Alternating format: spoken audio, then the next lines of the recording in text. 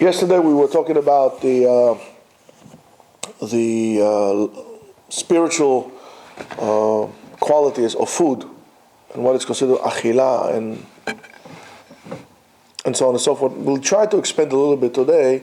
Might get a little confusing, but I think it will get clearer, hopefully, at the end of it.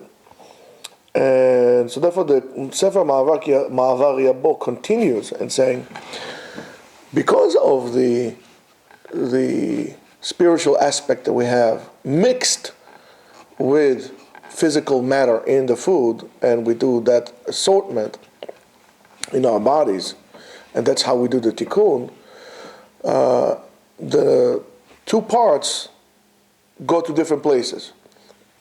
The matter goes into the body, and the spiritual part or particle of everything that we eat feeds our soul. Now, one needs to know that many of the Mekubalim, a lot of them, not many, a lot of them were vegetarians to a certain extent. Famous one is Rav Kook, and so on. When we say you are what you eat, we really mean that. Every animal, for example, has itself a nefesh behemit.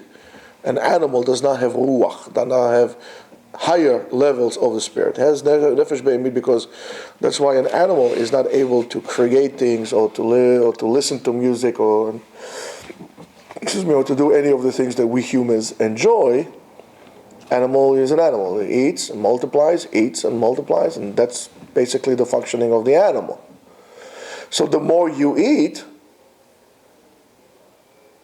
the greater chance you have to overwhelm even the spirit or the human soul with qualities of animalistic or inferior qualities, to the point that you're going to become that.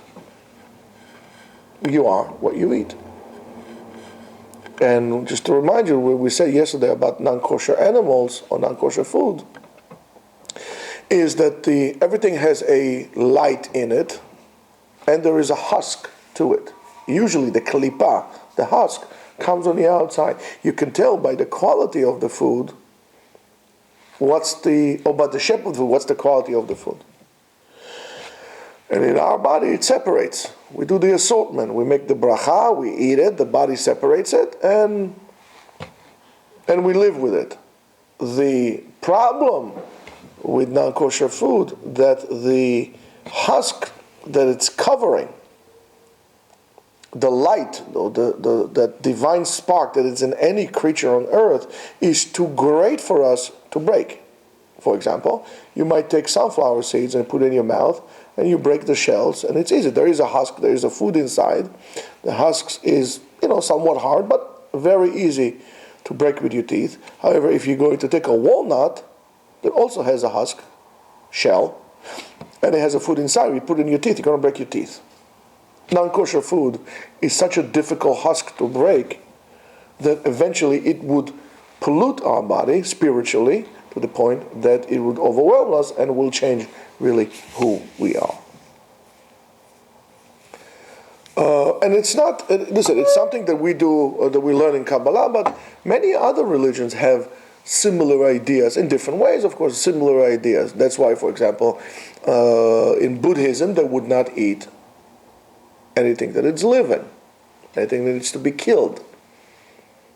We say, no, there is a way to do so, and that's why Judaism is different. We sanctify what we do, become aware of what we do. We make a selection prior to that, and we make a bracha. That's a process that's taking place. Everything is a process. There's a bracha before and a bracha after. The question is, why is there a bracha before and what is a bracha after? We'll get to it soon. Now, the Ma'avar Yavok writes also that when it comes to Shabbat, the food that we eat on Shabbat, in regards to that, any achilat mitzvah has more nutrients to the soul than to the body. Therefore, you need to actually eat less, but you need to have a better intent. So if you go to a bar mitzvah, to a brit, or to a wedding, and you have a seudah, not bar mitzvah really, but more of like a brit or a wedding or siyum masechta or Shabbat for that matter, you don't need to consume great qualities or like huge qualities, A, because it's free, B, because, oh, maybe I'm doing something great.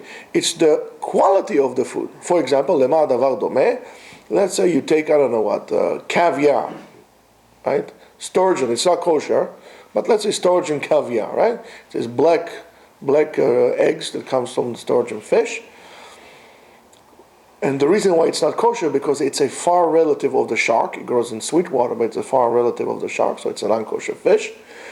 I don't know, I think a pound costs something like $2,000 or something ridiculous like that. Well, forget about the money. Let's say I have the money. But you don't take a piece of bread this big and you slabs like you put lox, you put starch on it, and you're going to lose it. It's like extremely salty, and to a certain point, it's not, you lose the point of it. But when you take a little bit and you taste it, tastes good. Right? The same thing, let's say, for example, I don't know, everybody loves sushi, right? Everybody wants to be like Mike, but everybody likes sushi. So, take raw fish. Oh, go ahead, fillet the fish. Piece of cake, by the way, to fillet a fish. I don't know why people make such a big deal. Skin the fish, also it's a piece of cake. All you need to have is a good hand technique and a sharp knife. But I don't see anybody taking a whole salmon and just going at it like this, like he's eating corn on a cob. You put a small little piece and delicious. When you buy a tuna for $450,000, they don't put you a whole tuna like that. They give you a small portion. Oh, it's delicious. Because after you eat so much, it doesn't taste good. It tastes just like any other fish. So for the soul, it's the same thing. So that's Shabbat. Shabbat, the neshama, the spirit, the soul, enjoys the food. So it says, therefore, it is appropriate to me'aneg the Shabbat, not only with food. It says also, bechol mine besamim. That's why, according to the Kabbalah, there's a Kabbalistic ritual which they do. The person comes from shul, he said, Shabbat Shalom, and so on and so forth. He has a agudat hadas, it's 2 pieces of myrtle that he has on his table where he sits. He comes up like this, he holds it in his hand, he circles the table twice, he comes, makes Borei Bine Besamim. Why? Because smell is associated with the spirit. Remember, when the spirit comes out, when our soul, extra soul, the Shamayat Terah comes out, we smell, we make besamim. Why? To rejuvenate our spirit. However, when it's Chag, right? When we go from Shabbat to Chag, right? What happens? Do we make Havdalah and besamim? Why not? Because the soul enjoys the food, the extra food we make from Yom Tov, the enjoyment for the soul that stays with us, because the Neshama Yetera goes. But for the food that stays with us, the Neshama, from the extra food, the Neshama enjoys that. So there's no need for Besamim. However, it is appropriate to have Besamim on Shabbat. So, if you have a home, you have Besamim. Of course, pick it before Shabbat, please. Not on Shabbat, right? And Besamim, the bosen, the fragrance, has a remez lemala ad keter. It hits to the sfeira, to the quality of keter, crown, which is on our head. Now it's very interesting.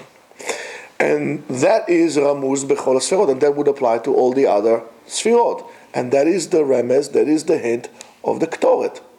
When it says ktoret, the bosem, ktoret hasamim, right? Samim, not because of drugs. People are ignorant. They think samim is drugs. Samim mishum samimanim. There's different ktoret of different ingredients. Because you could have one ingredient, ktoret hasamim, of different ingredients inside of it, right? And it says, ve'alechem, and the bread of wheat, hints for tiferet, for the middle part, for the stomach. And wine represents bina, intellect, understanding. And this is the remez of Sod Yain Meshumar. That at the time to come, right, when Mashiach comes, we're going to enjoy from this quote unquote preserved wine, because then we're going to have an understanding of anything that happened and why it happened the way it did. V'tafshil, and the food refers to malchut, kingship. That this is the secret of tafshil, of a pot with the reality of the lower reality that we have here, which are the pot that holds the food inside. And from this tachtonim, from these things that we do here down in this earth, that symbolism that we eat and has an effect also to the upper worlds up there for our actions.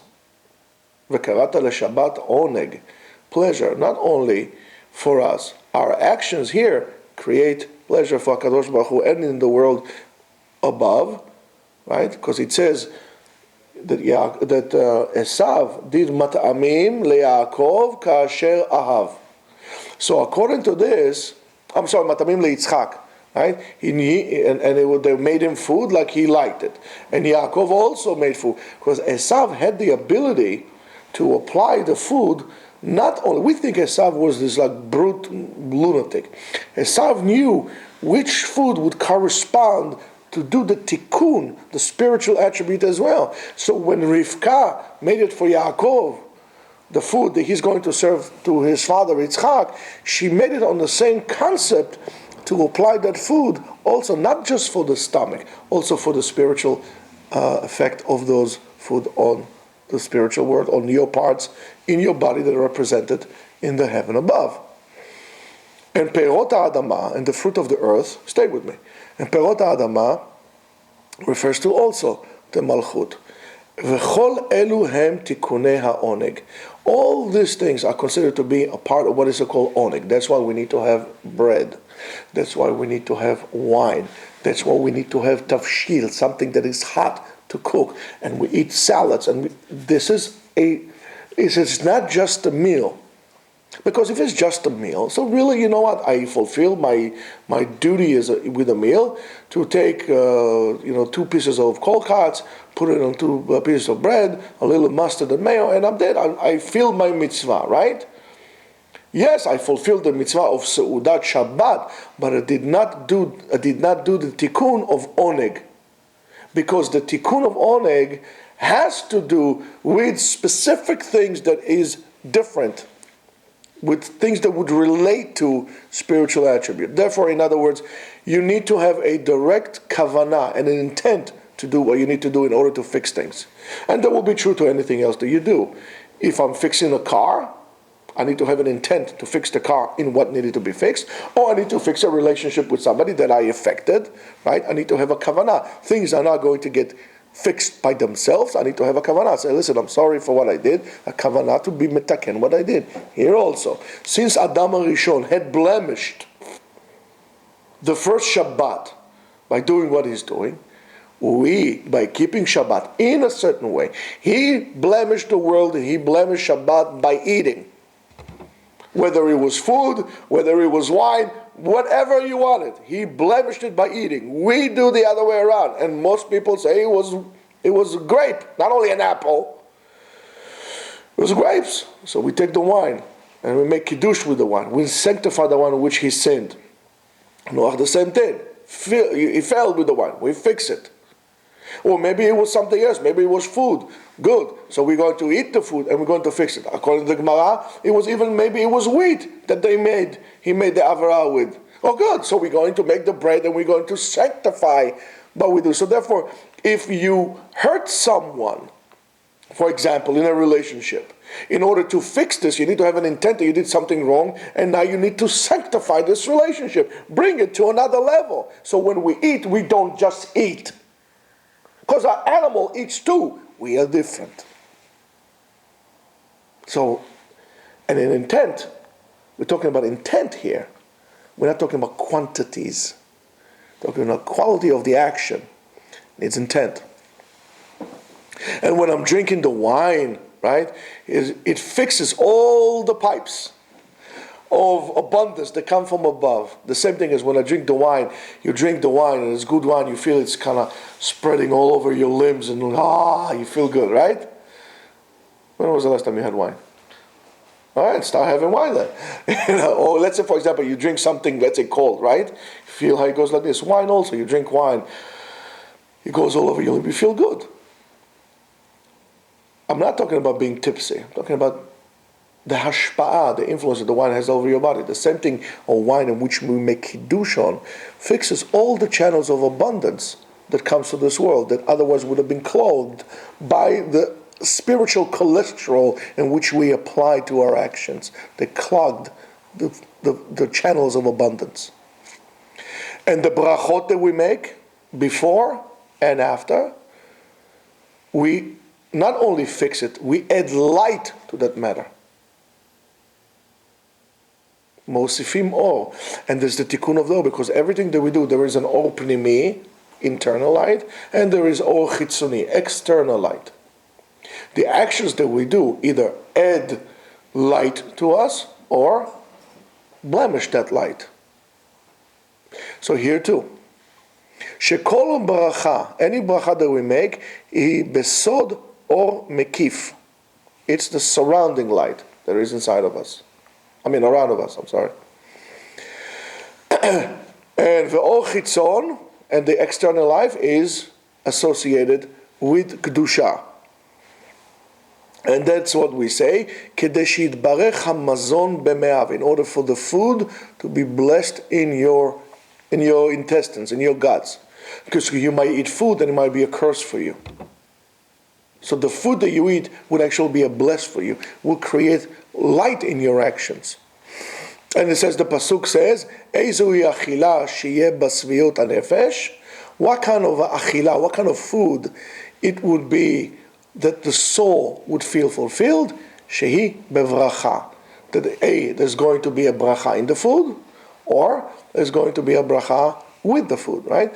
But what does it mean, bracha with the food? If I'm eating, for example, that would be the difference between eating plain carbohydrates or simple carbohydrates with complex carbohydrates.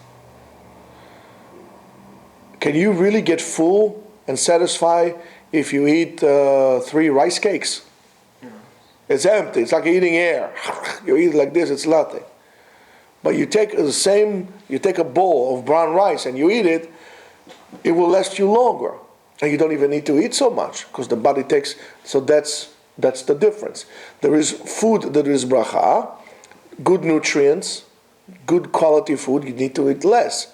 But when the food is empty, almost like processed food, it's not really food. When you look at something and you say, oh, that should be natural, and you look at all these ingredients, you can't even read what they are. That's food that does not have bracha. So that food becomes poison to you.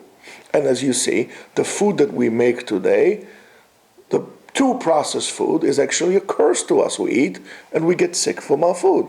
Become obese, we become diabetic, cholesterol. And what in the world do we need margarine for? Right? It makes cholesterol. Eating margarine, argument's sake, is food without a bracha. Closer to the source, it will be more bracha to you. It's very simple. So therefore, vezeu, and this is the remez, where it says, va'achalta, v'savata, uverachta. You need to eat. You need to sovea your soul. Then is going to be bracha in your stomach.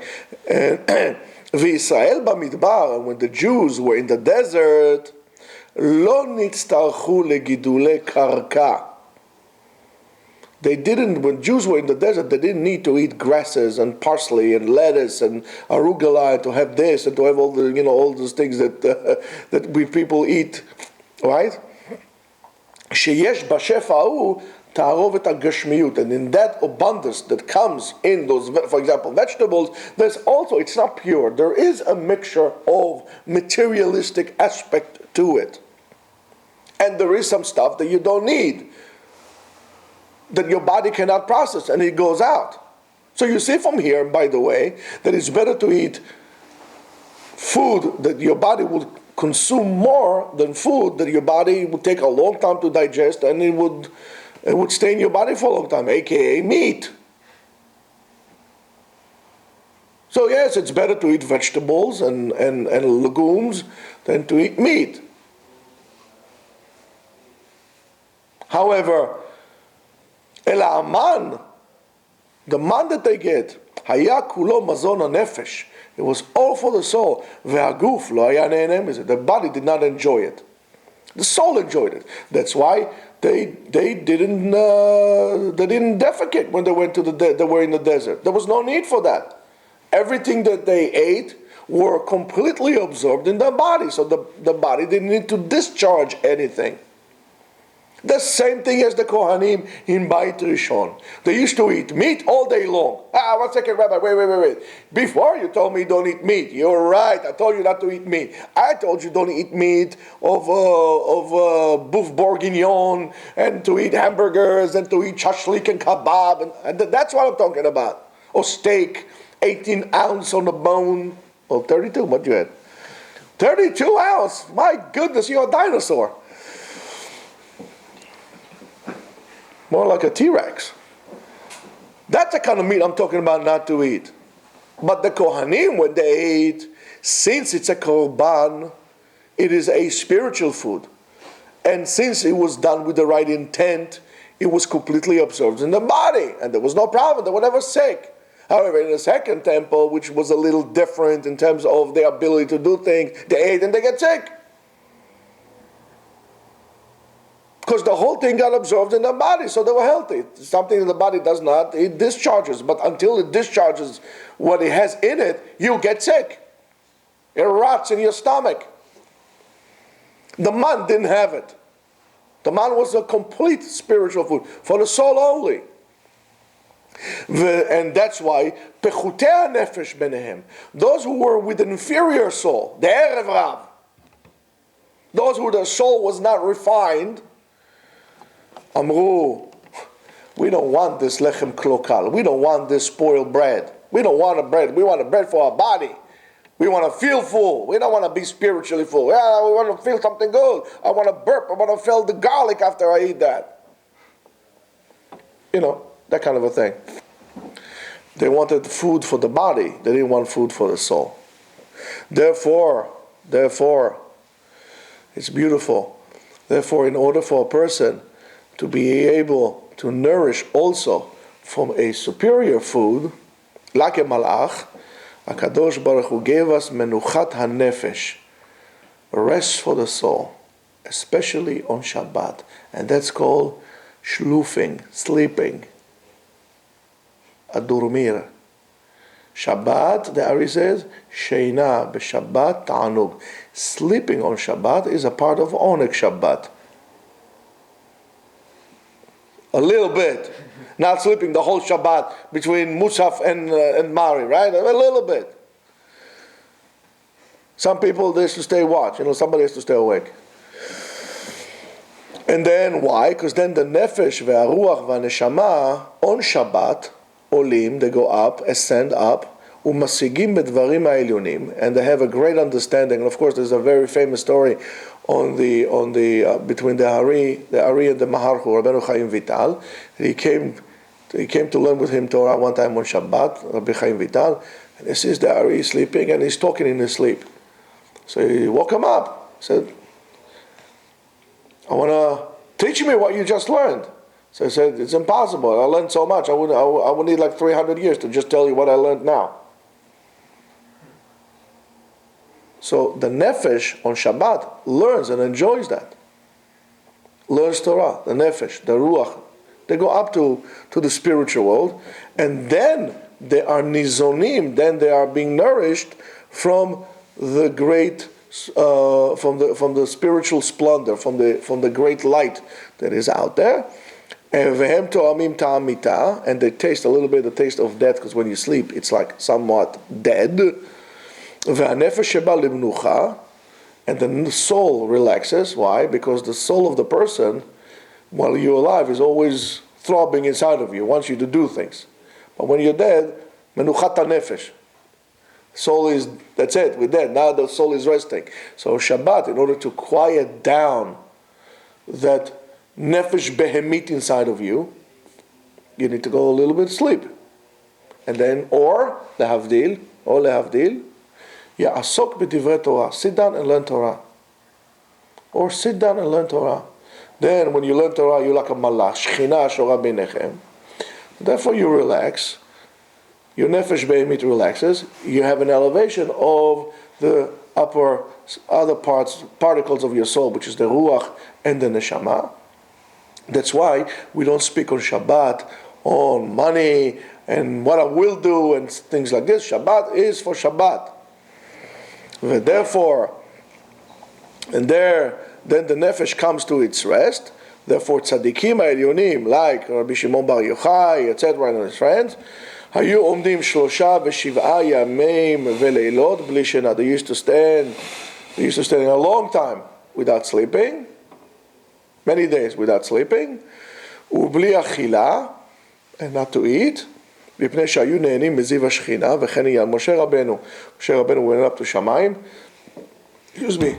I know many people, especially the famous stories of Rabbi Eliyahu HaKohen, Baal Shevet Musar.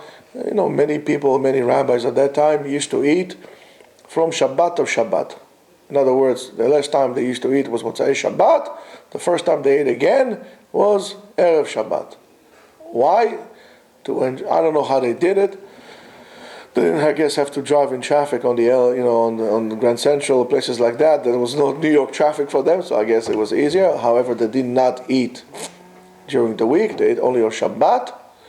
So that's why, so they could enjoy actually the true food of Shabbat. They didn't want their body to enjoy like that. It's not for us, not recommended to do to anyone. However, they did it, and that's what the reason they do so. And Moshe Rabbeinu, the same thing, when he went 40 days without eating and without drinking, or Eliyahu, when they did that, there was no need for them. There was no need for them to eat because they enjoy. They got all the nourishment from Ziva Shechina, from the great light of the Shechina that gave them nourishment like this. Therefore, as you can see, the less kedusha in your life, the less holiness in your life, the more you would be obsessed with eating. The more, and I'm not saying become anorexic. Say eat, but don't be obsessed. And the more you obsess with eating, the more you obsess with other things that actually make you break away from kedusha. People who are obsessed with eating, and I'm saying, listen, eating is good if you know how to eat.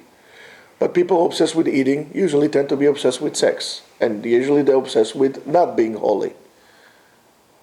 Everything that you do it. Don't abstain from doing things, but do it the right way. Be kedusha, with holiness. You eat because you have a reason. You have relations with your wife because there's a reason, not because you have desires, because there's a reason.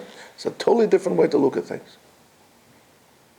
Now, therefore, shena ba'adam, sleeping in a person, is a part of dying. And this is mamash. The body is dead, and the nefesh is resting. That's why we need to sleep all the time. HaKadosh Baruch Hu gave us. Why do we need to sleep? Sleeping is a waste, right? No, sleeping is a waste that is not a waste, so we'll become more calm down, more relaxed. Our behema in us will be more relaxed. However, you need to balance that out by learning a lot during the day. So when your ruach or your neshama go up in shamayim, well, actually something to talk about. Imagine you're going over there, you see a whole pile stack of neshamot, they're all learning Torah. You're standing like this, like those girls who stand on the party on the back wall. Nobody is inviting them for a dance. You feel. How do you call this thing? I don't know. Paper wall people, right? They're attached to it, right? So you need to learn. So the neshama, the soul, the spirit, becomes engaged in learning Torah, receives it, understands, and when it comes down, that rejuvenates your nefesh behemit. It controls it. It doesn't. We need the nefesh behemit. We need the nefesh behemit for eat and so on and so forth to fulfill many of the tasks that we need to do with our body. However, we need to root it and connect it to a productive thing, which will be a spiritual avodah, and not to make the soul part, or the spiritual part of us, a captive of our desires. Let the desires work for us, not us working for the desires. It's very simple. And this is a very, the Ma'avaria book writes, this is a very good instruction, is a very good advice to anybody who is sick in Hashem and will understand that in order to grow spiritually, to apply what we just discussed about to their daily practices. Shabbat Shalom.